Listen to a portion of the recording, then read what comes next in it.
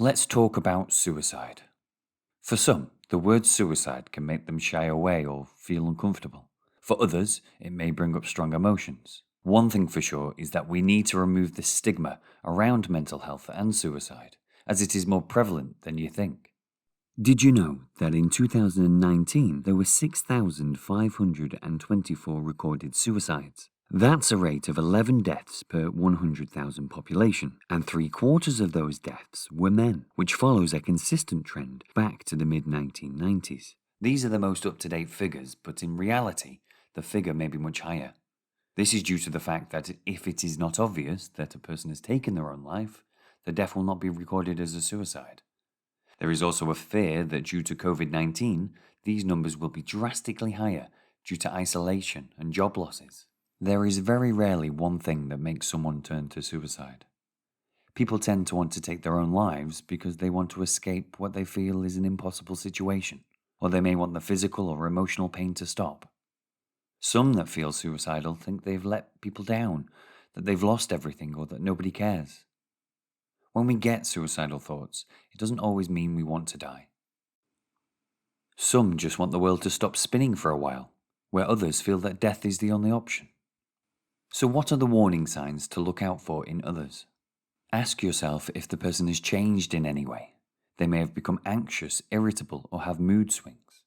They may be acting reckless or withdrawing from others, but it doesn't always mean that they are feeling suicidal. They may be threatening to hurt or kill themselves, talking or writing about death, or looking for ways to take their own life, such as stockpiling medication. If you think that someone is struggling, please reach out to them. Let them know that they are not alone and that they can talk to you. Don't be afraid of asking the question, are you feeling suicidal, or are you having thoughts of ending your life? Just because you have brought it up doesn't mean that you've planted a seed. If they confide in you that they are, then stay calm, be supportive, and non-judgmental. Try to reassure them. Don't tell them that it's wrong or silly to feel that way, or make them feel bad. Avoid phrases such as snap out of it, or you should be grateful for the life that you have. More than anything, they need to be heard, so don't change the subject. Don't try and fix things for them, or make false promises. If somebody says that they are feeling suicidal, this may be their way of asking for help. Please don't assume that if someone has spoken up to you, that they won't carry out their intentions. It will be your job to work out if there is any present risk. Have they made plans of how they're going to take their own life? Is there an immediate risk? Action. Do you need to ring the emergency services or their GP? Always maintain open dialogue. Encourage them to talk and try to keep calm and be non-judgmental. Again, don't try to fix it for them. They will just want to be heard. It's important that you stay with them until help has arrived, or that you have been able to hand the situation over to a professional. This is a really tough subject, but the more that we talk about it, the more that we reduce the stigma around mental health.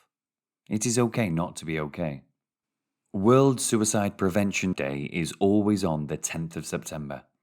Every year, organizations and communities around the world come together to raise awareness of how we can create a world where fewer people die by suicide. Suicide is preventable.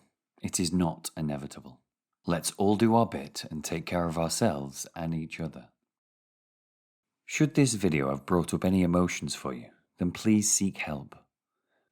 Contact A&E, Samaritans on 116123, your GP, or your Employee Assistance Program.